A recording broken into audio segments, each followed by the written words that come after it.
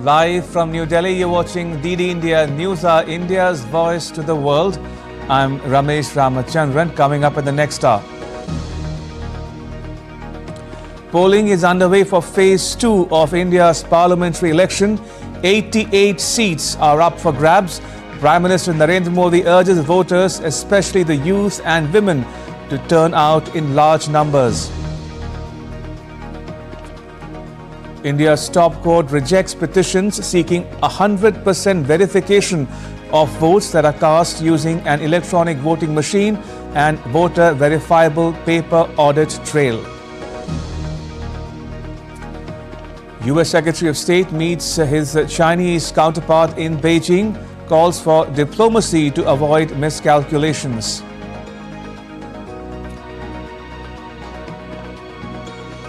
And a US court overturns Harvey Weinstein's rape conviction in a shock reversal in one of the defining cases of the Me Too movement.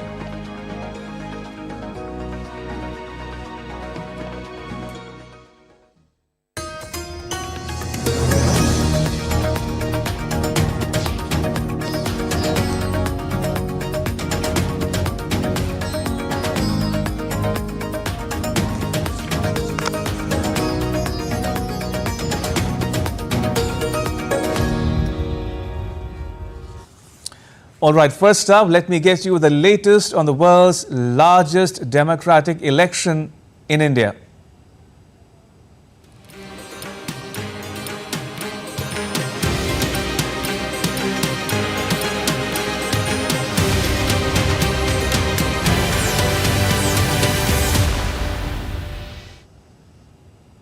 Polling is underway for the second phase of India's parliamentary election in 88 seats across 13 states and union territories. All 20 seats of Kerala, 14 of 28 seats in Karnataka, 13 seats in Rajasthan, 8 seats each in Maharashtra and Uttar Pradesh, 7 in Madhya Pradesh, 5 each in Assam and Bihar, 3 seats each in Chhattisgarh and West Bengal, and 1 seat each in Manipur, Tripura and Jammu and Kashmir are going to the polls in this phase.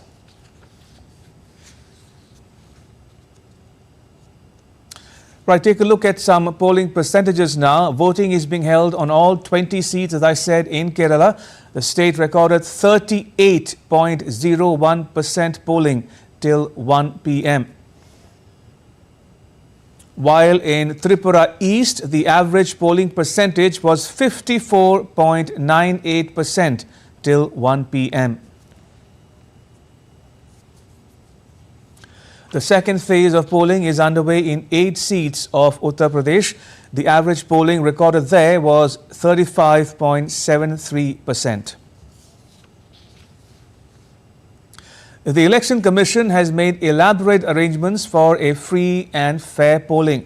The Chief Election Commissioner said all arrangements had been made for voters on account of the prevailing heat wave.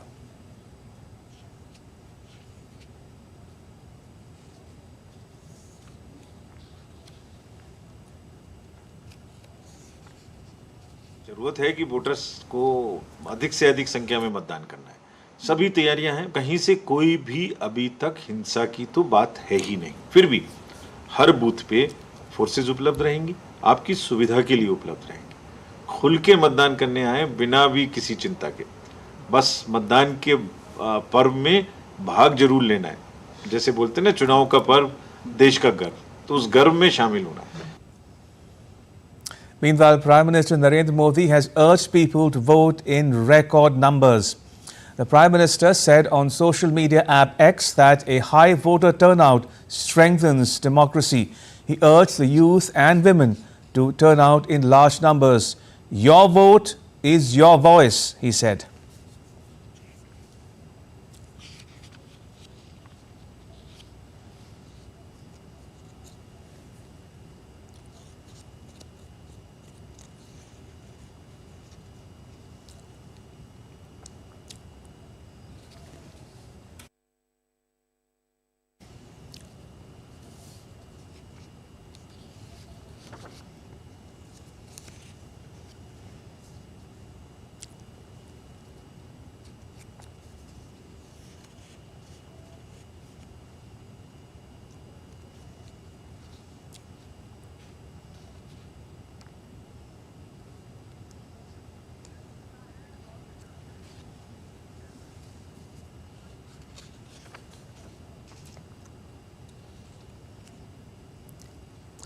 Right, let me now get you a ground report from our team of reporters on the ground. In Jammu and Kashmir, in India's north, is Nandita Dagar, and Siddharth Bharadwaj is at Wayanad in Kerala, which is the southern part of the country. Coming to you first, Nandita, fill us in on the latest polling data available in Jammu. Hi, good afternoon, Ramesh. Here in Jammu Lok Sabha constituency in the state of Jammu and Kashmir, the weather is pleasant, it's not sunny, and since morning we've seen a heavy footfall of voters coming in at various polling booths. Till 11 a.m. today in the morning, there has been around 26% polling by the registered voters, and more than 17 lakh voters are here, so you can just imagine a huge number has already voted, but voting is yet to continue till 6 p.m. in the evening, and therefore we anticipate more people to vote. There is a very high security placed, including the Jammu Kashmir police and the central armed forces such as the CRPF and ITBP. And if I can ask my camera person Pramod to pan and show you that the queues are still long here in Jammu, and there are separate queues. I am here in Jammu at the polling booth 105, 106 and 107. These are the polling booths set up in the Government Boys Middle School in Old Janipur in Jammu. So you can just imagine that the people are very, very enthusiastically voting here. About 158 polling booths, 158 polling booths are deemed sensitive by the returning officer here in Jammu constituency, Ramesh.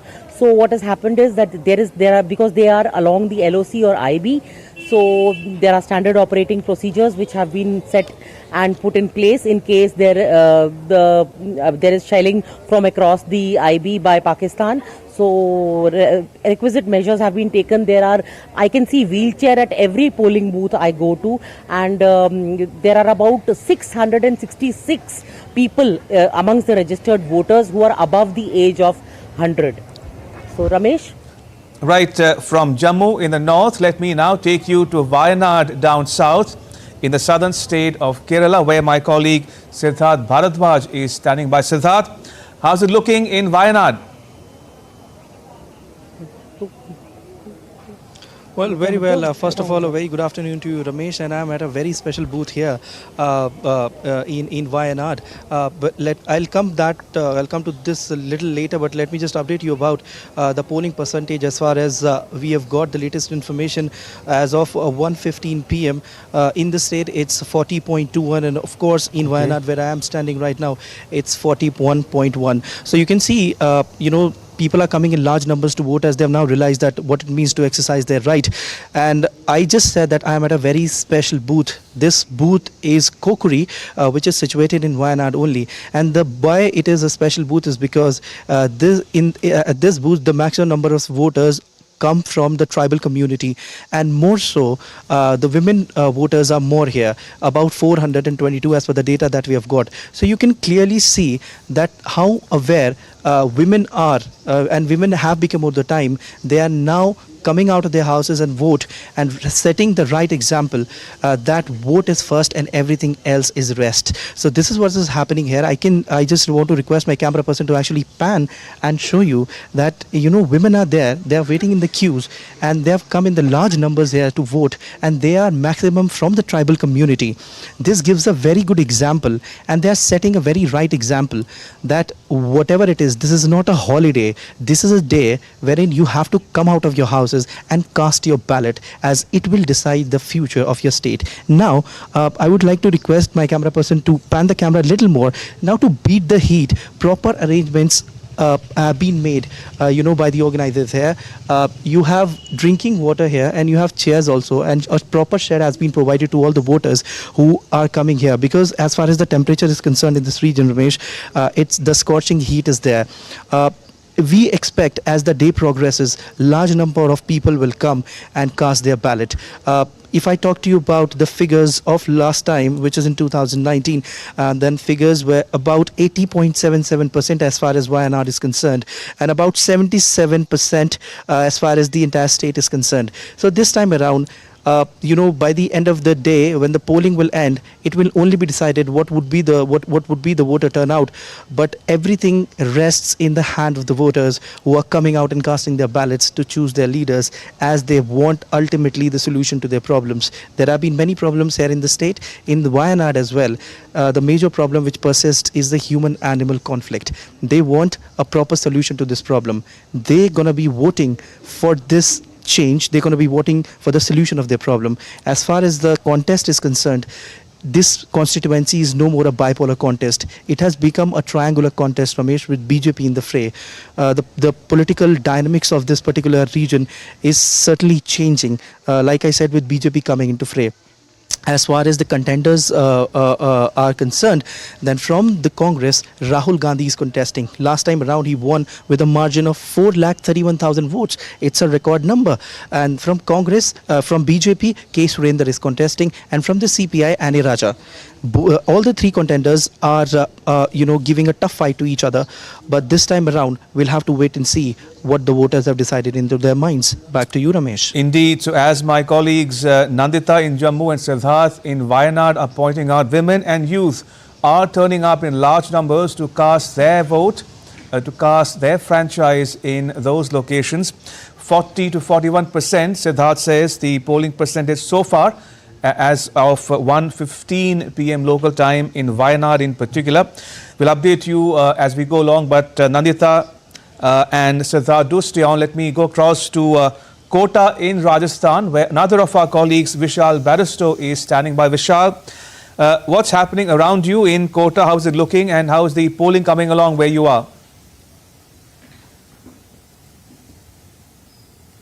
Very good afternoon to you, Ramesh, from Kota. First, let me tell you about Kota. Kota is the VIP seat from where the Lok Sabha Speaker Om Birla is trying his luck for the third time. Remember, he has already won 2014, 2019, and if he wins this time, it would be a hat trick.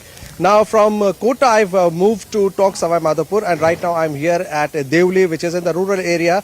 Tok Savai Madhopur is also a VIP seat in the sense that the former DGP of Rajasthan, Harish Meena, is contesting on the Congress ticket, while Sukhbir Singh Jaunpuria is trying his destiny for the third time. He has won Kota Savai Madhopur in 2014, 2019. As far as voting percentage is concerned, till 1 p.m. it was almost 40% point something in Rajasthan. I have a young dentist who has just cast a vote, and she's very proudly showing her index finger. Let's talk to her and find out about her issue on which she has voted. What's your name?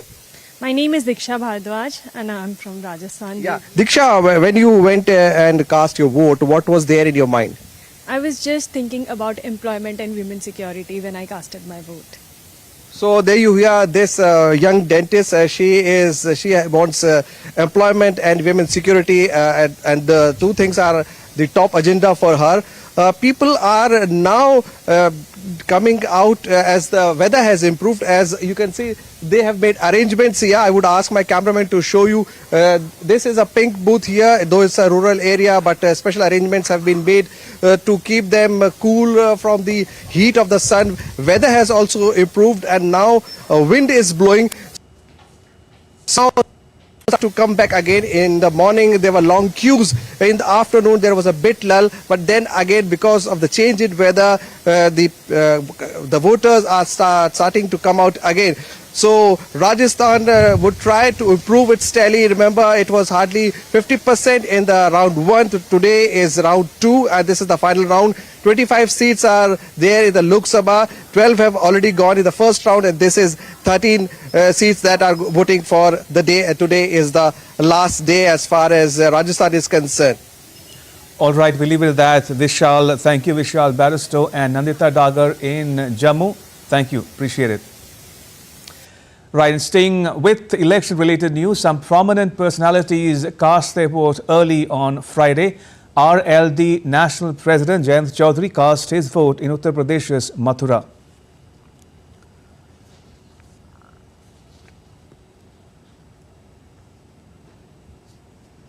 Among others who cast their vote were Minister General V.K. Singh, who cast his vote in Ghaziabad.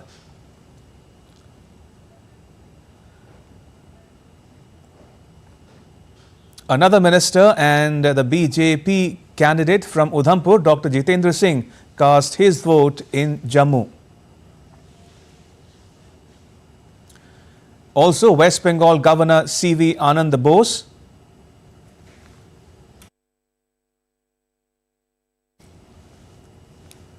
and Indian Space Agency ISRO's chief S. Somanath, who cast his vote as Thiruvananthapuram in Kerala. And talking about Kerala, the state's Chief Minister Pinarayi Vijayan cast his vote in Kannur.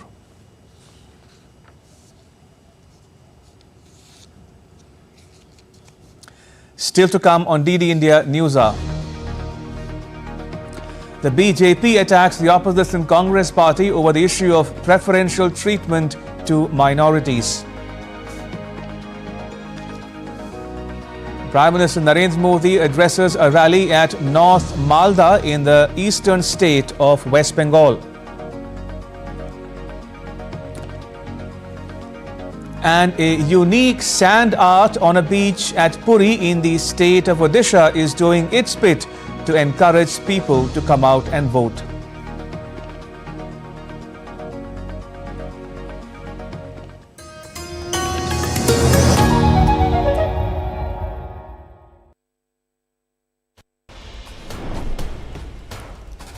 Wherever news breaks, whatever it takes. Connecting corners, cutting across continents. Stories that matter from across the globe.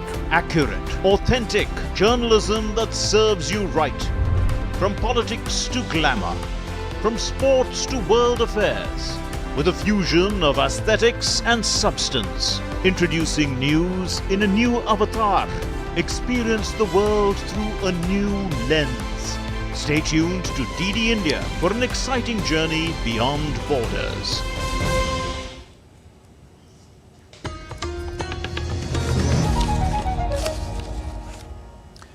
You're watching DD India News Hour. I'm Ramesh Ramachandran.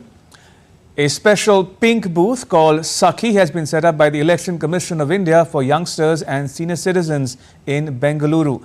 The booths are managed by women. Aisha Khanam reports from Bengaluru. We go pink, we go to the polls. This is a message here at the pink booth. This is called Sakhi, and these are the special booths set up by the Election Commission for the easy facilitation for voters to come and vote.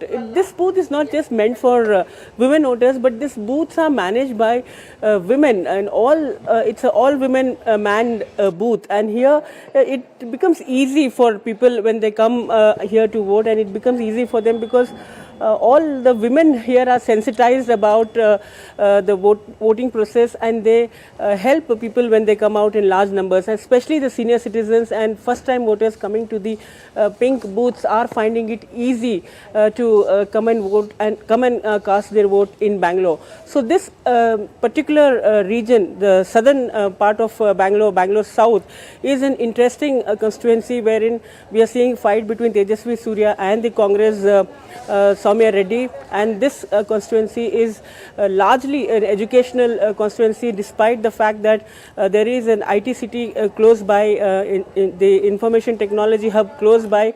Sometimes the IT crowd leaves the city for a holiday, but this time many voters are turning up and they want to vote, and the message is clear that the awareness with regard to the responsibility of the citizens and their vote has set in, and people since morning have been turning out in large numbers. And the Sakhi booth like these across the 14 constituencies in Karnataka are helping voters come and exercise their franchise. Right, let me go back to my colleagues who are covering the elections in various parts of the country. Joining me from Darjeeling in West Bengal is my colleague Mark Lin, and Dibyendra Mondal is at Purnia in Bihar. Mark, how's the polling coming along in Darjeeling? Fill us in on the latest that you're able to pick up. Well, Ramesh, polling has been brisk in Darjeeling, over 49% voter turnout so far. But, when I've spoken to some of the people who are in charge of polling, and they seem to think that it's less than the last time round, and that they say is not because of lack of enthusiasm, it's because many people in Darjeeling don't work here.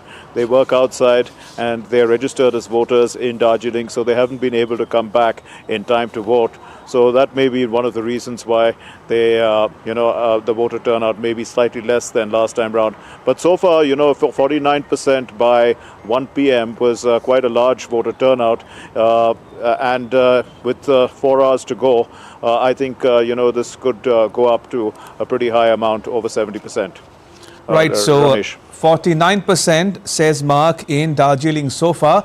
Let me come to you, Dibyendu. What's the latest polling percentage in Purnia where you are? What are the election officials telling you? Well, it's the polling percentage, Ramesh, is a little less than 34% as of 1 p.m. According to the Election Commission's website. But of course, as the sun has started to bear its heat, we are seeing thinning crowds in the polling stations across different parts of both the Purnia as well as Katihar Lok Sabha, where we have been since morning. We had seen quite a lot of rush in the morning hours, and till 1 p.m. the data also suggests that 33%. But when we get the data at about 3:34, we are there is expected to be slight increase in this number. The Election Commission officials here say that, of course, in the evening hours when the sun gets little cooler, we'll see more people coming out of their houses to cast their vote here in different of the polling booths set up here in both Purnia as well as Katihar. So, of course, the polling in the afternoon after about 12 has come down a bit. We although had seen some long queues of women also just an hour back in a particular polling booth in the Katihar Lok Sabha, somewhere in the rural part of the Katihar Lok Sabha. But also in the Purnia Lok Sabha, where we were at about 11:30 in the morning, we had seen huge crowds, like really long queues there. We were speaking to some of the security officials there. They said that in the morning the queue was so long that it had to reach to the main highway. So of course, in the morning hours, as was already expected, when the sun was a little softer, people had come out in the morning and voted. But now the temperatures are about 42 degrees Celsius here in Bihar. And we are having some dry winds blowing. So of course, people are keeping themselves indoors at this particular moment. But post 4:30 or 5 o'clock, we'll see more people coming out is what is expected by the EC officials here also. Let's see when the polling ends at about 6:30 in the evening, we'll get to know how much Bihar has voted. So of course, seeing the trends, although Ramesh, it seems that the phase 1 trend could perhaps be breached this time in Bihar, which saw a little more than 45% of voting in the phase 1. We are expecting, since till 1 p.m. it was over a little less than 34%, to be precise, 33.80%. We are expecting that the voter turnout would perhaps be about 50 to 55% at the end of the day when voting closes. Back to you. Right, Dibyendu and Mark, do stay on. Let me now take our viewers to Tripura, where another of our colleagues, Deepika Mehtho, is standing by. Deepika, what's the turnout like where you are?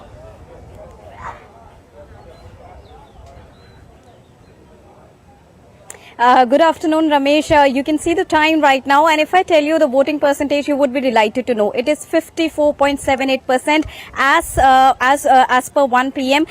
Today IST, which is the Indian Standard Time. So Tripura East seems to be doing really good when we talk about the voter turnout. We were expecting a higher voter turnout in the morning phase, and then a little fading away number. But then we are surprised to know, and so is the Election Commission, that 54% mark has already been crossed. And right now I will quickly take you through the visuals behind me. You can still see the line. There are voters who are coming in continuously to cast their vote. This is a different line of men voters, and there's a separate line for female voters across the other end. So there are two polling stations here. We went inside the village area also, which is the ADC area.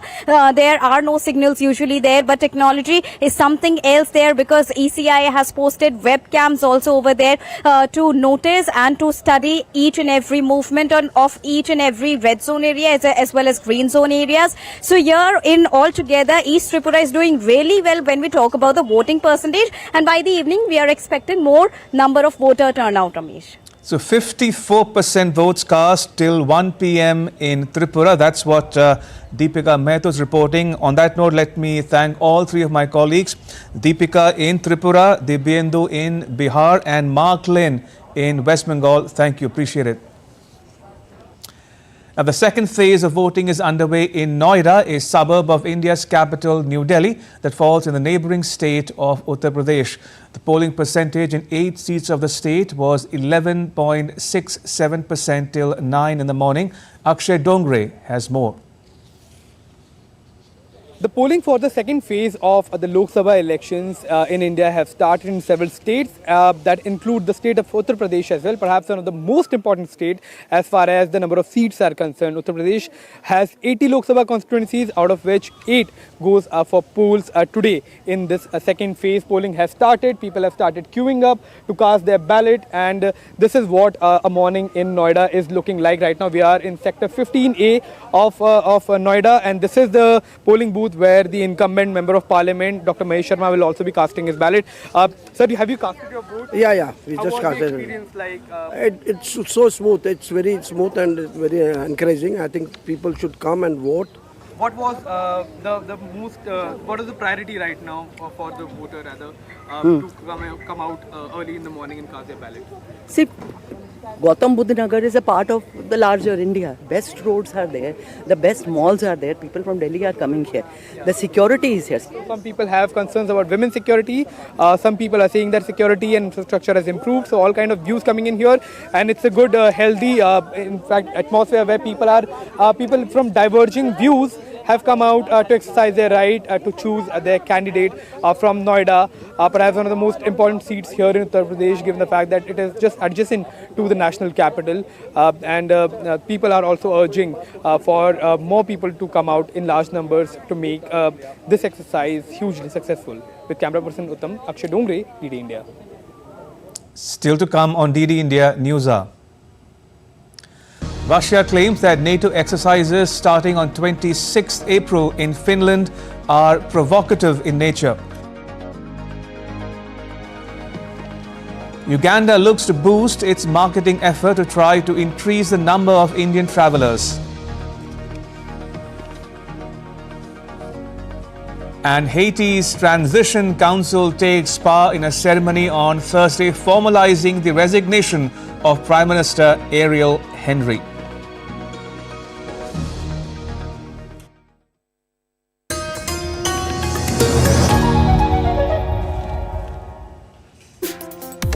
Complex issues, hidden agendas, twists and turns, strategic games. We think all dots are linked. We just need to connect them. Join me every week as I connect the dots to unravel hidden designs in statecraft, mysteries, and decode issues that matter to you. Watch Connecting the Dots with me at these times on DD India.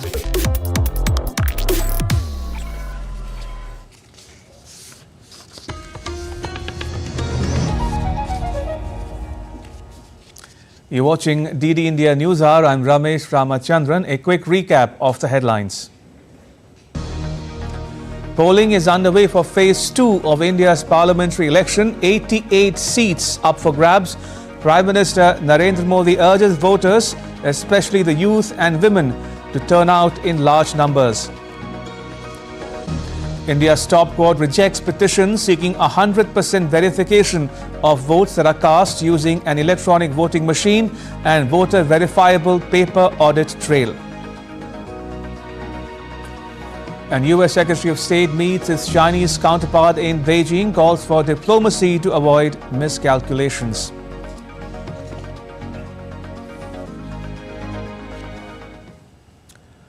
Right, in some more news from India, the country's top court on Friday rejected the pleas seeking a cross-verification of votes cast using the electronic voting machine and a voter verifiable paper audit trail.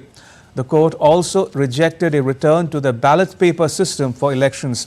The court said that it had discussed the protocols and technical aspects and therefore rejected the request for 100% verification of EVM votes with VVPAT slips.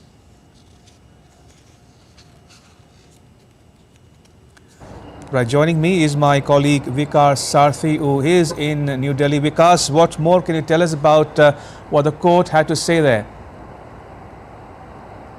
Right, Ramesh, the Supreme Court was of the view that there are already enough safeguards to ensure that there cannot be any kind of tampering with EVMs or VVPAT machines. In fact, Supreme Court was of the opinion that particularly Justice Dipankar Datta was of the view that on the basis of previous judgment, Supreme Court could have disposed of this petition, but to put all the safeguards on record, Supreme Court allowed this petition, and today court has held that whatever mechanism which has been provided, and in fact Supreme Court from time to time have given certain directions, like Supreme Court directed Election Commission earlier that once the polling exercise is done, at least 5 EVMs in each assembly constituencies must be checked, and their VVPAT votes and EVM votes should be put together, and there should be not kind of any incoherence on that number. In fact, ECI also informed the Supreme Court that in the past few years ECI has conducted this exercise for more than 41,000 votes, and the error percentage was 0. So court was of the view that all safeguards are there, and in fact Justice Dipankar Datta was quite critical of the petitioner's argument, and he said that we have noticed that in the past few years there have been a concerted attempt to bring disrepute to our institutions, to bring disrepute to Election Commission, and these things should be debunked.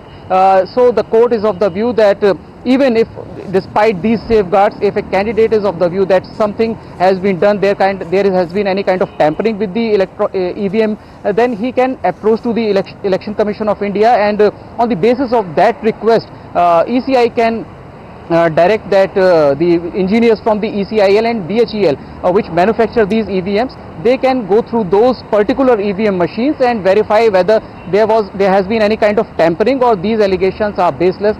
So court has rejected all the demands which have been raised by the petitioners, and has said that we have a very robust electoral mechanism, and these kind of allegations should be put to rest after this particular judgment. Vikas, thank you. Vikas Sarthi reporting from New Delhi.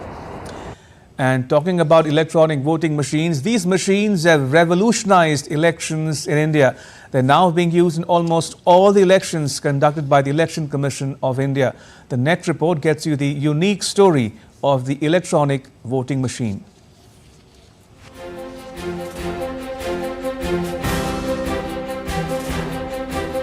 Electronic voting has become a hallmark of elections in India. Voting is done through the electronic voting machine, or the EVM, which is a device used to electronically record and count votes. The Indian EVM system is also called ECI EVM, meaning an EVM specifically designed, manufactured indigenously and used as per the Election Commission's rule. EVMs were first used in the Parur Assembly constituency in the southern state of Kerala in 1982. They were used in all 543 lower house constituencies during the 2004 general elections. An EVM consists of the ballot unit and control unit. To make the system more transparent, the voter verifiable paper audit trail, or VVPAT, was introduced. It was used across all the constituencies during the 2019 general elections. So how does an EVM VVPAT work? People cast their vote by pressing the button on the ballot unit next to the name and symbol of the candidate of their choice. A paper slip showing the details of the candidates is generated and is visible for about 7 seconds through the transparent window of VVPAT. The ECI EVM can record a maximum of 2,000 votes. To better understand EVM's efficiency, it is important to look at how they fare in comparison to paper ballots, which were earlier used in general elections. Since voting is done by pressing a button, there is no invalid vote, unlike the paper ballot system, in which votes may become invalid due to improper marking. An EVM can record up to 4 votes per minute, giving security forces ample time to respond to any booth capturing attempt. In the paper ballot system, there have been incidents of ballot boxes being stuffed with fraudulent votes. Counting of votes recorded in EVMs usually takes less than a day, while in paper ballot systems, manual counting can last for weeks. The use of EVMs reflects the evolution of the Indian electoral process with changing times and technology. In some more election-related news, my colleague Nandita Dagar travelled to a polling booth in the Jammu constituency of Jammu and Kashmir, and this is what she found there. Being seen all across the Jammu seat or the Jammu Lok Sabha constituency, where we are at the polling booths 20, 21 and 22. People are making full use of the cool morning breeze and coming in to exercise their franchises. Old, young, disabled, first-time voters, we are seeing every kind of voter. More than 17 lakh voters in the Jammu seat will be casting their votes in favour of candidates here. The two main candidates being the BJP's Jugal Kishore Sharma and the Congress's Raman Bhalla. This polling seat consists of more than 2,400 polling stations, where more than 158 are on the international border or line of control, and therefore there have been standard operating procedures which are in place in case there is shelling from across the border. Also, there are more than 666 voters in this constituency who are above the age of 100. There are 12 polling booths which are completely managed by women. With camera person PK in Jammu, this is Nandita Dagar for DD India. So as DD India reports from Ground Zero, another of my colleagues, Deepika Mehta, spoke to some voters who reached the polling booths with umbrellas in hand to protect themselves from the scorching heat. The second phase of voting is going on, the polling is going on, and we are in the Kuwai district. We have few voters with us from each age group. Let's talk to them. आपने अपना vote दे दिया? हाँ, दे दिया है vote. कैसा लगा? पूरी arrangements कैसी लगी? इतनी गर्मी और दोपहर को देखते हुए कैसी सुविधाएं लगी यहाँ पर? बहुत अच्छे लगे था, इसलिए वो दिया था। गर्मी में कुछ सुविधा है। और इस मौके को देखते हुए, इस पर्व को देखते हुए कितनी खुशी हो रही है? बहुत ही मोमेंट ऑफ प्राइड है ये आप लोगों के लिए। आप लोगों ने अपना वोट कास्ट किया है। हाँ, हमारा तो वोट दे दिया था, बहुत खुश है। बहुत खुश है वोट देने। We also have the old lady with us who is just going to cast her vote. We will keep bringing you more updates from ground zero with camera person Kumar Datta. This is Deepika reporting for DD India from Kuwai district in Tripura East. So that was all about the second phase of polling happening right now as we speak. But campaigning for the third phase is underway as well. Senior BJP leader and Prime Minister Narendra Modi addressed a mega rally in North Malda in the eastern state of West Bengal. He slammed the ruling Mamata Banerjee-led TMC and the main opposition party, the Congress.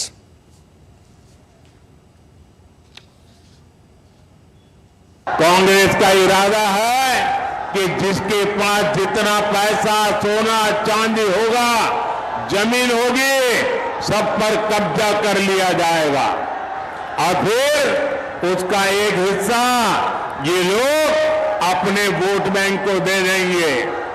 ये कांग्रेस ने घोषणा की है, लेकिन मजा देखिए, TMC वाले भी उसके खिलाफ एक शब्द नहीं बोलते हैं।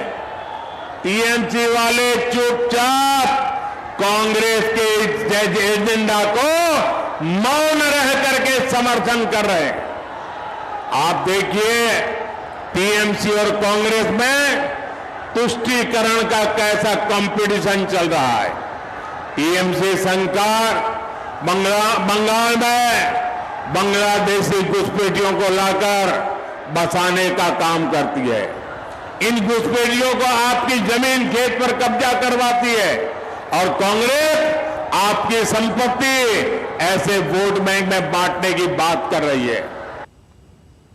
The BJP has attacked the opposition Congress party on Friday over the issue of preferential treatment to minorities.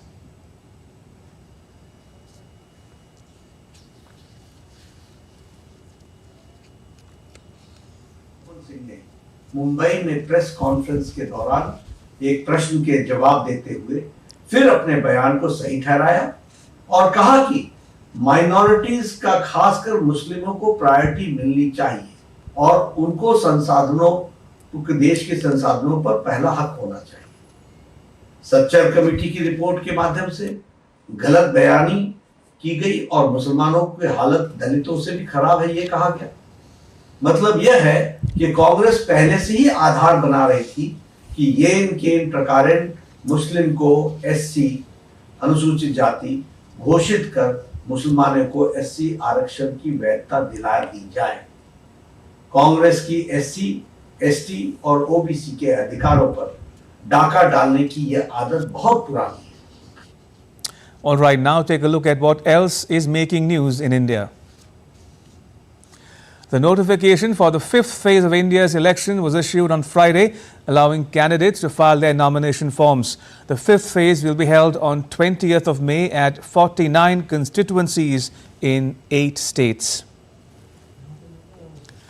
A sand artist, Doordarshan Patnaik, is raising voting awareness in the Indian state of Odisha in his own way. He has created a sand art with the message, "My vote, my duty," on the beach in Puri.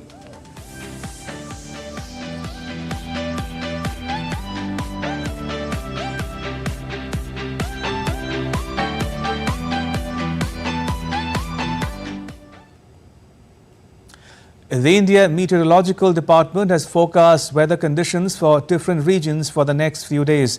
Severe heat wave conditions to prevail over east and peninsular India in the next 4 days.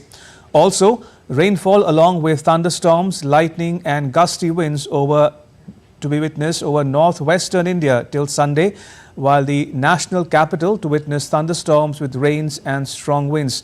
The temperature is expected to go up to 40 degrees.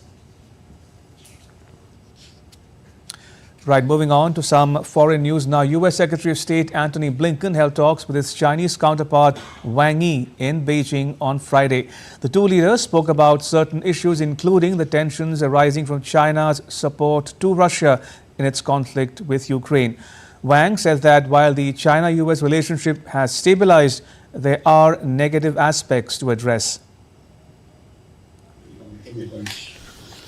Overall, the Chinese relationship is beginning to stabilize across the areas. Our two sides have increased dialogue and cooperation, adding to the positive side of the relationship. But at the same time, the negative factors in the relationship are still increasing and building, and the relationship is facing all kinds of disruptions.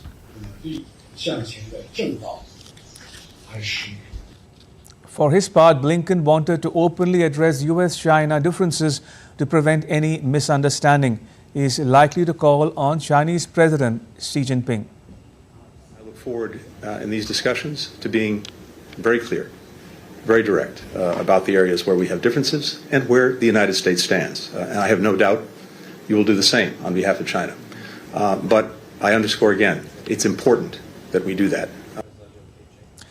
U.S. Treasury Secretary Janet Yellen has advocated that the U.S. economic growth was likely stronger than suggested and that the Biden government was keeping all options open to respond to threats from China's excess industrial capacity. In an interview to Reuters, Yellen said that China exporting its way to full employment is not acceptable to the rest of the world. She said that the issue threatens producers of similar goods in the US, Europe, Japan and emerging markets such as India and Mexico. The same issue was discussed intensively with Chinese officials in Washington, D.C. on the sidelines of an International Monetary Fund and World Bank meetings last week.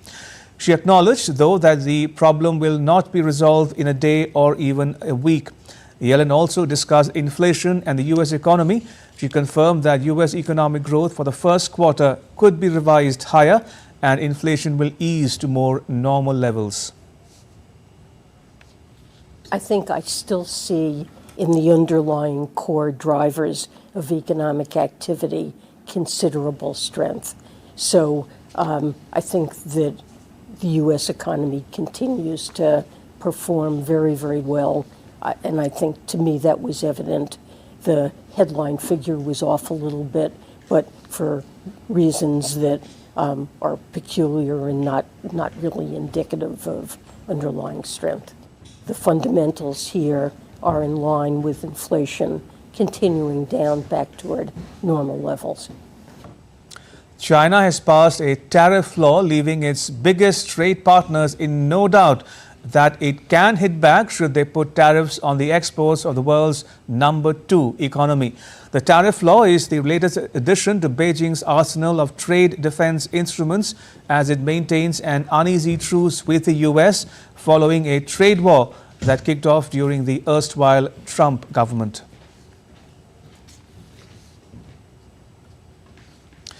In other news, Russia claimed to have repelled several Ukrainian attacks against its air defense systems on Thursday. Russian forces targeted Ukrainian rocket launchers, electronic warfare stations, and ammunition depots. Moscow's air defense forces also intercepted about 200 Ukrainian drones. Ukraine also reported fights with the Russian forces near Avdiivka, Bakhmut, and other areas. A former U.S. film producer, Harvey Weinstein's 2020 conviction for sexual assault and rape was overturned by New York's highest court in a landmark ruling on Thursday. New Yorkers were shocked and appalled following the ruling and called for the judgment an act of institutional betrayal. Now, this major case fueled the origin of the popular hashtag #MeToo movement. Weinstein is not expected to be freed immediately as he faces a separate 16-year prison term imposed last year in the state of California after he was convicted for the 2013 rape of an actress at a Los Angeles hotel. That conviction still stands. This today is an act of institutional betrayal. And our institutions betray survivors of male sexual violence. And we need to work within and without the systems to start having what is known as institutional courage. Well, I saw it about an hour ago on headlines, and I got to say, it made me sick to my stomach. I'm a sexual abuse survivor myself, so the idea that this man, this monster, is getting another shot, justice hasn't been served. Justice is weak.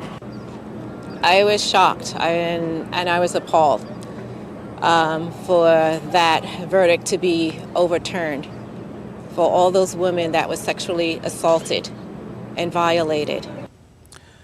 Now, the founder of the #MeToo movement, which was fueled by Harvey Weinstein's case, has expressed her discontent over the overturning of his conviction. What does our judicial system need to do? Not what do we need to do, right? The movement is doing what we're supposed to do. We are out here educating, organizing, building a strong movement.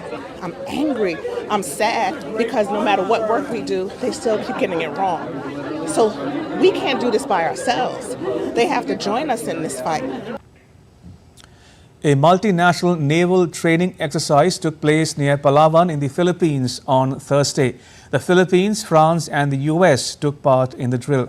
The drills come amid an escalating maritime encounters between the Philippines and China in the South China Sea.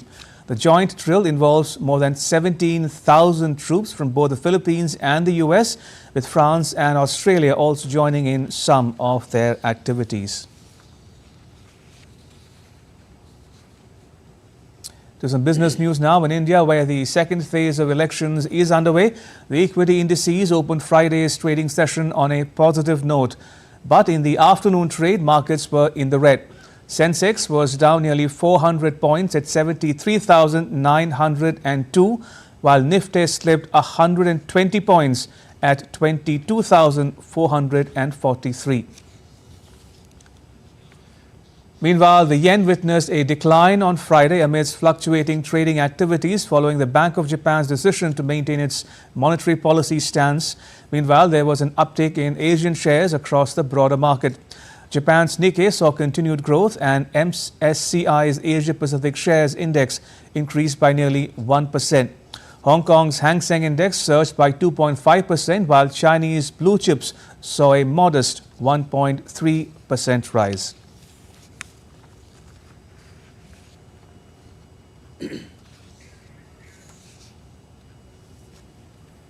And now to all the news from the world of sport with my colleague Abhishek Mahajan.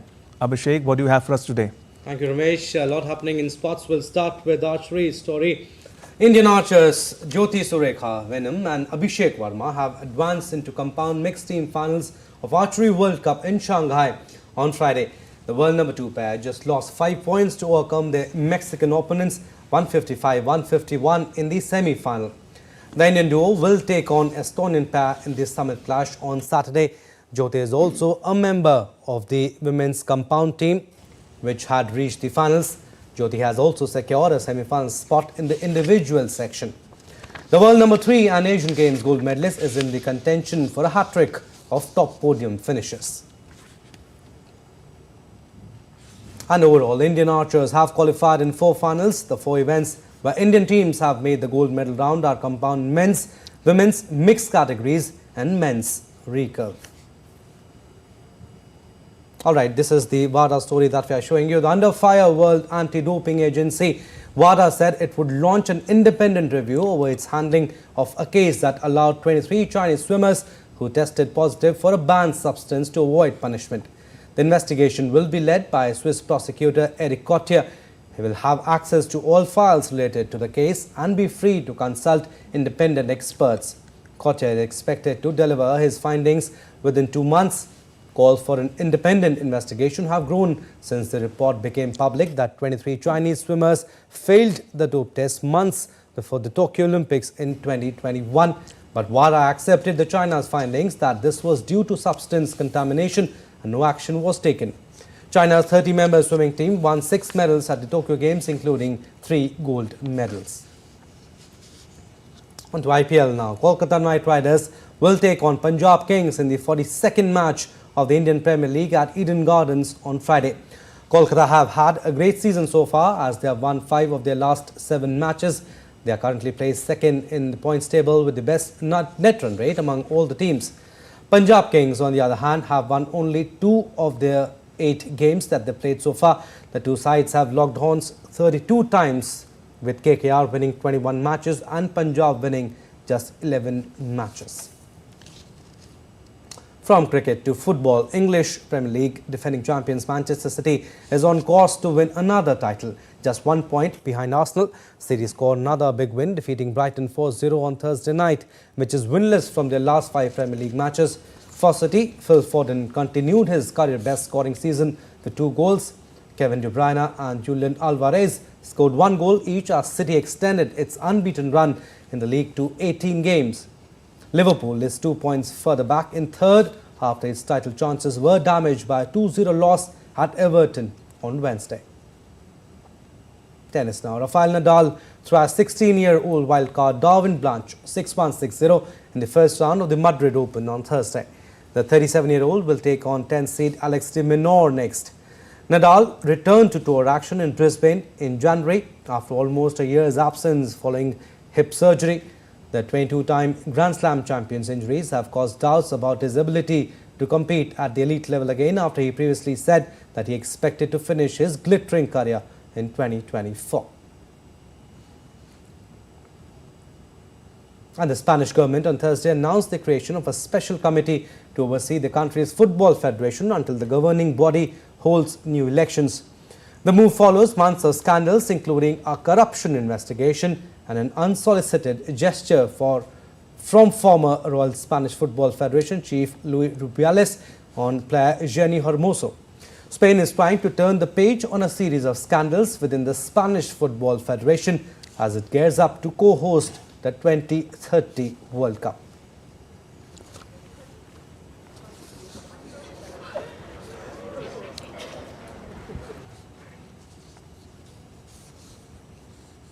All right, that's all we have in Sports Stories. Back to you, Ramesh. Thank you, Abhishek. Now, before we close, tourism destinations in Africa are boosting their marketing efforts to try to increase the number of Indian travelers. Uganda, for instance, with its mountains, lakes and gorillas, is one of the continent's major visitor hotspots and is hoping to profit from the rapidly expanding Indian tourism market. DD India's Leon Senyange reports from Kampala. Uganda Airlines' first flight to Mumbai took off last October. Since then, thousands of Indian travelers have been flying to the country, known as the Pearl of Africa. The link there is trade. Remember that Mumbai is also very big on manufacturing, so they have equipment and also pharmaceuticals, textiles. They have chemicals that support nascent industries and also cottage industries. So there's a lot of trade going in there. The road has opened a connection for more than 35,000 people of Indian origin in Uganda. The connection back to homeland, though we are here third, fourth generation, but the connection with India is still, that is, we call our Matrubhumi, our motherland. This is our Karma Bhumi, the adopted home. The flight to Mumbai operates 3 times a week, and routes to New Delhi and Chennai will soon be added as well. The airline says the Mumbai route has been a good bargain for travelers looking for business opportunities in India and those planning to travel back home. But they also want to improve efforts to entice Indian travelers to Uganda on holiday. According to the Bradit Guides, an international travel organization, Uganda is the 4th best destination on earth to visit in 2024. The East African country has a diversity of culture and wildlife. Indians are looking at emerging destinations to be able to hold their events, to have their holidays. And remember, they also are middle income earners, so they can afford to travel. They can afford 2 holidays in a year. So you want to really tap into that. The 2023 Uganda Tourism Report ranked India as one of Uganda's top overseas markets after the United States, the United Kingdom, China and Germany. Tourism is cutting through as a viable area for economic development. You'll see a lot of engagement between India and Uganda in the space of tourism. That's a sector I expect to boom much ahead of any other sector. The growth prospects and an appetite for travel already seem the perfect recipe to boost the numbers on the planes overhead and on the planes down below. Leon Sanyange in Kampala, Uganda, reporting for DD India. And with that, it's a wrap on this edition of DD India News Up. For those of you on the go, you can get all the latest news and updates on the DD India mobile app. The app is available on both Android and iOS platforms. You can scan the QR code on the screens now to download it.